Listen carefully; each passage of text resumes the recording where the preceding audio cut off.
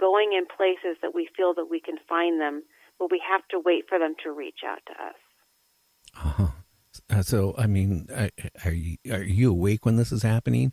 I mean, are you talking to other people or watching TV, or and it just comes to you from them, where they say, "Hey, I need to talk to you about something," or that's what I'm trying to understand. I just myself too. Like I said, I've been into paranormal all my life. It's one part of paranormal things I've never investigated is medium.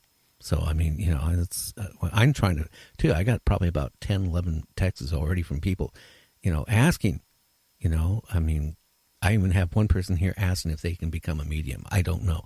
I don't know. Are you born with it and it just, matures as you get older and you open your mind more up to it, or?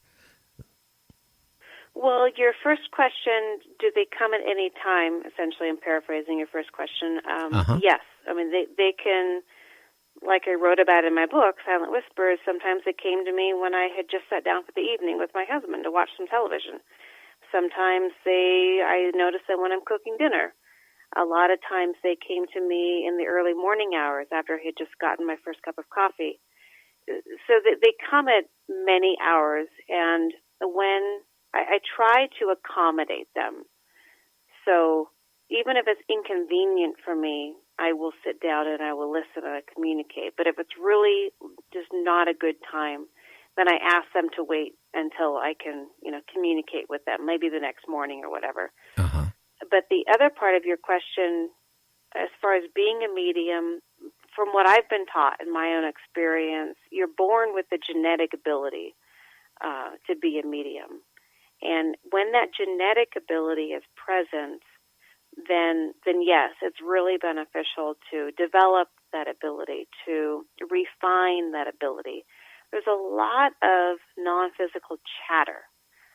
There's a lot of non-physicals out there who like to talk, and there's some who don't like to talk. So there's a lot of chatter. And when you become a strong medium, you learn how to really focus what you're listening to and whom you're listening to, and to understand the difference between a person who wants to create problems and a person who really wants to send a message to someone. There's, just like in the physical realm, there's a lot of people walking around who like to cause problems. You look at people who like to riot, they like to steal, they like to do these things that cause issues. It's no different in the non-physical. You take your issues with you when you pass. So if you are truly enlightened when you pass, you take that with you. If you are truly angry, vengeful, jealous when you pass, you're going to take that with you. And those non-physicals at that point, sometimes they like to play games, create issues. So if you have the genetic ability to be a medium, you need to learn to discern the difference between ones who pretend and ones who are authentic. Now, has any of these entities have you ever heard of an entity try to take over a human, a host or anything like that? Have you ever run across that where they wanted to be alive so much they wanted to, take control of somebody or anything like that? Is that possible? Can they do that? You can have a person who has cords. A cord is an energetic frequency. See it like a physical cord, but it's non-physical. So it attaches from usually a non-physical person, but also it can be a physical person. So it starts from another individual, and that cord will attach to another person. If you have a cord, then what occurs is many times increased anger, depression, in some cases thoughts of suicide, thoughts of giving up. Sometimes it feeds into addiction, alcohol, drugs, so on. But that cord is this transference of energy between one person to another, and it's going to be negative. If a person has multiple cords, let's say 5 cords, 6 cords, 7 cords, they can develop symptoms of possession. They literally have no more control over their own psyche. They no longer have control over their behavior, that these cords have now gained control over this person's behavior. Uh-huh. And that does occur. I've been taught that many people in mental institutions have multiple cords, that if those cords were removed, they would experience a huge change. But a person who gets to the point of having 5 or 6 or 7 cords, they go beyond wanting them removed. They're so kind of gone, let's say, emotionally, that they would not be open to having them removed. A lot of people who have just 1 cord, they have come to me and other practitioners of my kind, to work on removing them. A person can remove their own cord through therapy and through, building their own self-power. Well, how do they attach themselves to a person? A cord cannot attach unless a person has given away some sort of power.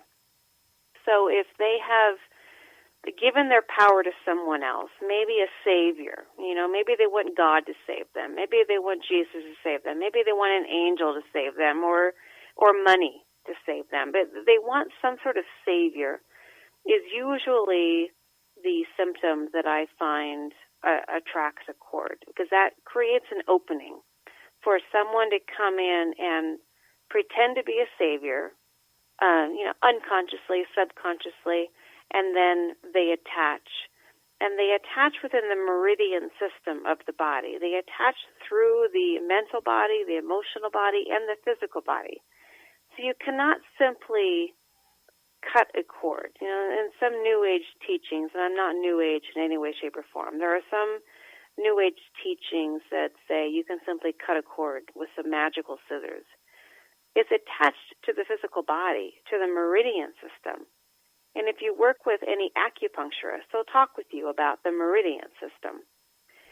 There's a specific manner in which to remove a cord energetically, but if a person wants to remove their own, they need to look at how they gave away their power, consciously or otherwise, and start changing those choices in which they gave away their power, and start building their own strength. And then eventually that cord will pop off, let's say. Now, can you tell when somebody has that, has happened to them? I mean, can you tell? Yes. How do you tell? I mean, is it looking at them, or you just get the vibe from it, or you can, what's going on? You can read them. Well, someone can be depressed, and it might appear they have a cord, but they don't. So you can be emotionally depressed and not have a cord, but something else is going on. Perhaps a brain chemical imbalance. It can be many different things that are occurring, a toxicity going on. But I have clients who will send me a picture, and I can look at the picture, and then I can see the cord. If they have a cord, I can see where the cord is attached. The cord, in my experience, has always been attached in the torso or head region. Uh-huh. So somewhere on the back, the solar plexus, the center of the chest, behind the chest, so between the shoulder blades, somewhere on the head. But people I work with or have worked with will usually send me a picture to see if they have a cord. If I see them in person, then I can use the palm of my hand to feel up above their body, because a cord will have a specific feeling. There's a stagnation in the body, and I can scan that way as well. Oh, wow. Now, hey, I want to jump back to what happened back in the 30s with the Nazis. So, I do know that, like, the Hitler Youth and stuff like that, they were very selective on a lot of the kids they took into it. They had to be genetic perfect. But they were trained to hate and kill. And I know I've read where they even were taking babies and conditioning babies. And that must be the experimenting you're talking about, because they would take babies and condition them from, being a baby to, a young teenager before the end of the war, to hate and to kill and not have any remorse of killing. So let's say now they are deceased, and they're walking around, then they're going to have a lot of hate and hostility flowing, and that's how do you help them? I mean, they've been conditioned from being a baby all the way up to the time they passed on, for nothing more than hate. In every dark of light, there's always a spark. So there's always something there to work with, as long as that person is willing. So there's never an individual who is so full of darkness that there is no spark of light. Even Hitler. Uh-huh. You can take Hitler and you can look at how he was raised and the low self-esteem. And from my experience, Hitler was not one soul, but actually 2 or 3 souls that inhabited his body. And I think that's different from courting. Uh-huh. But it was suggested that I study the psychology of Hitler. And I found a book that was originally published in the 1950s, and then republished again in the 1970s. But it was an old bookstore, a used bookstore, that I found the book. Uh-huh. And it's a collection of information from different people who either knew Hitler at the time or knew people who knew Hitler at the time. And he was all over the place. And he had a child aspect to him who would curl up in a ball when he was supposed to be giving a speech in front of people. This guy had no self-esteem. And so you take an individual who seems dark, and you think that person deserves to die. But there's always this spark of light. There's something there to work with if that person is willing to be open. Uh-huh. And not everyone's willing to be open. Some people, they don't want to. They want to continue their hate. They want to continue whatever they're doing, and that's what they do. So you work with the ones who are willing to listen, and that's all you can do. Well, is it, if they want to pass on or cross over, have you had many of those where you were able to give them what they needed to cross over?